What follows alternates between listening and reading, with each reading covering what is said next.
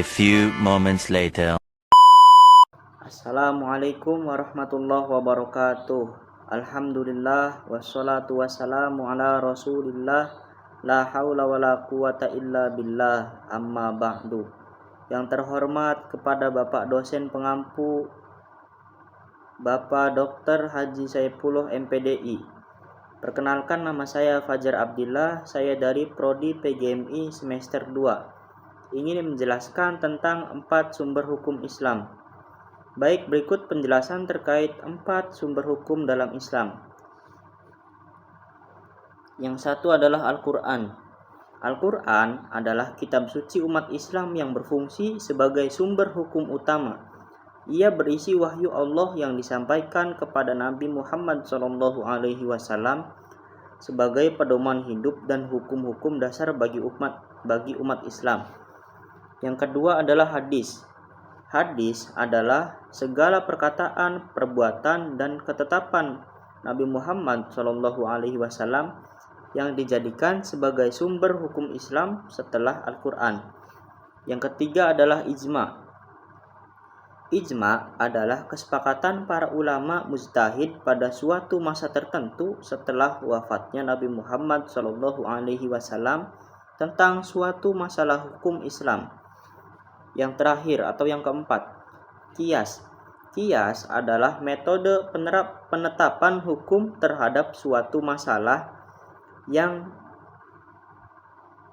baru yang belum ada ketetapannya dalam Al-Quran dan Sunnah dengan cara membandingkan masalah tersebut dengan masalah yang lain atau yang sudah ada hukumnya berdasarkan persamaan ilat.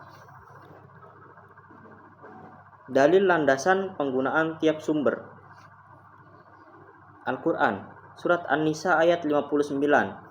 Hai orang-orang yang beriman, taatilah Allah dan taatilah Rasul-Nya dan ulil amri di antara kamu. Terus yang kedua, hadis, Surat Al-Hasyr ayat 7, yang artinya, apa yang diberikan Rasul kepadamu, maka terimalah dia, dan apa yang dilarangnya bagimu, maka tinggalkanlah. Terus yang ketiga, ijma, Surat An-Nisa ayat 115, yang artinya, dan barang siapa yang menentang Rasul setelah jelas kebenaran baginya dan mengikuti jalan selain jalan orang-orang yang mukmin, kami biarkan ia bergelimang dan dalam kesesatan. Yang terakhir, qiyas, Surat Al-Hasyr ayat 2, yang artinya, maka ambillah pelajaran, wahai orang-orang yang mempunyai pandangan. Hadis Nabi, apabila tidak ada ketetapan dalam Al-Quran dan Sunnah, maka berijtihadlah. Hadis riwayat Abu Daud. Lanjut, contoh penerapan dari masing-masing sumber. Contoh penerapan dalam Al-Quran adalah larangan minum khamr dalam Quran Surat Al-Maidah ayat 90. Terus yang kedua, contoh penerapan dalam hadis, yaitu ketentuan zakat fitrah. Dalam hadis, Rasulullah SAW mewajibkan zakat fitrah kebanyakan 1 sok dari kurma atau gandum. Hadis riwayat Bukhari dan Muslim. Terus yang ketiga, contoh penerapan dalam ijma, yaitu ketentuan tentang pengumpulan Al-Quran pada masa Khalifah Utsman bin Affan. Terus yang keempat, contoh penerapan dalam qiyas, yaitu hukum narkoba dikiaskan dengan khamr karena memiliki ilat yang sama, yaitu memabukkan dan merusak akal. Lanjut, materi yang terakhir adalah hubungan hierarki dan fungsional antara keempat sumber. Pertama, Al-Quran sebagai sumber utama. Kedua, Sunnah sebagai hadis sebagai penjelas Al-Quran.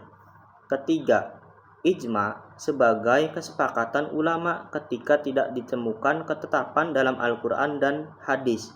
Terus yang keempat, qiyas sebagai metode penalaran hukum untuk kasus baru.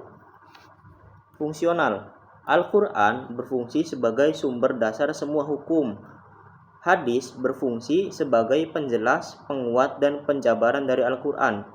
Ijma berfungsi untuk menetapkan hukum baru yang tidak disebutkan secara eksplisit dalam Al-Quran dan hadis.